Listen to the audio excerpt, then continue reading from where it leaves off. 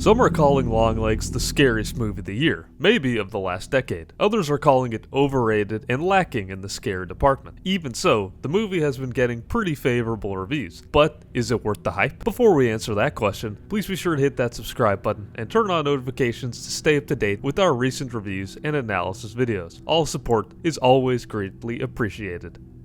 This Silence of the Lambs-esque thriller follows an FBI agent by the name of Lee Harker as she embarks on a sinister mission trying to find a serial killer who goes by the name of LongLegs. This figure has been killing entire families for over a decade, leaving behind cryptic messages all linked with one common date. This movie borders on the supernatural as more and more is revealed. Let's start with the look of the movie. The cinematography and toning of LongLegs is excellent, with a vintage and washed-out color grade paired with the eerie surroundings of neighborhoods, countryside lodges, and police departments. The movie is truly beautiful to look at. I also really liked some of the editing choices and camera shots in some of the more chilling scenes, especially in the opening shot. Extremely effective and clever use of the camera, and a great way to set the tone of the movie right off the bat. I also loved the late early 90s aesthetic with the older cars and atmosphere of that era, at least for a detective thriller like this. The looks are a great plus and makes me excited to see more from director Oz Perkins. Speaking of chilling, let's address the elephant in the room right off the bat. How scary is LongLegs? To me, it bordered more on creepy and chilling rather than flat out horror for most of the movie. There are a few jump scare type moments that can catch the viewer off guard, but it's the bone-chilling imagery of the killer and his appearance that borders this movie into the horror genre. I wouldn't go as far as to say that it's the scariest movie of the decade, or ever as some are saying,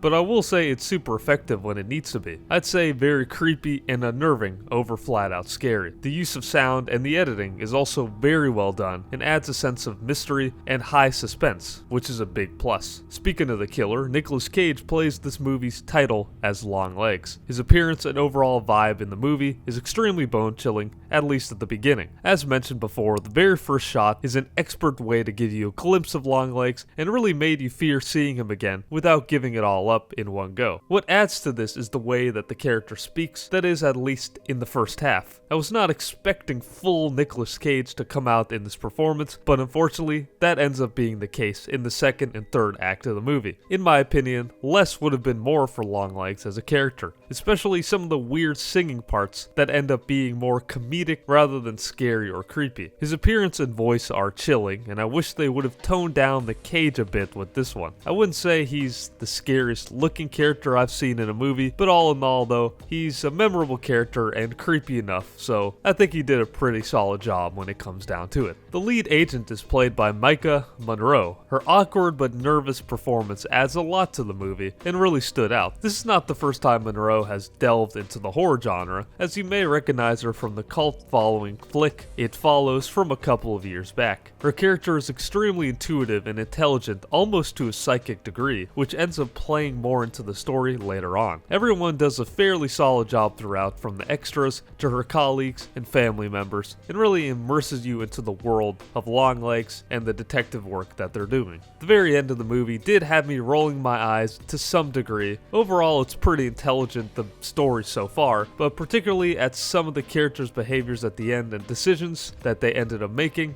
I was kind of rolling my eyes. But I did like the twist that they had. It made sense in the story and didn't seem overly forced, which I liked. Sometimes I feel like more recent movies like to ham-fist some sort of twist that doesn't really make sense just for the sake of it, but thankfully LongLegs is not one of them. All in all, I really did enjoy the movie, and if you're a fan of dark and scary movies in the same vein, such as Silence of the Lambs or Seven, with more horror thrown in there, then you might like this one. It does its job well overall, and stands as a quality film for the year, and one of the better thriller suspense movies for 2024. Will I remember this movie in a year? Probably not, but I did enjoy it. Before I give the final score, there's one more thing I really wanted to commend the movie for, and that's the amazing advertising. Going for a less is more approach, Neon did an excellent job at dropping cryptic and creepy trailers and snippets to create hype and interest without revealing a single thing about the movie from the get-go. Not even the plot, which could have been easily crafted into a trailer if they wanted it to, at least the beginning. Suffice it to say that this worked, since this may be one of Neon's biggest openings weekends for their movies.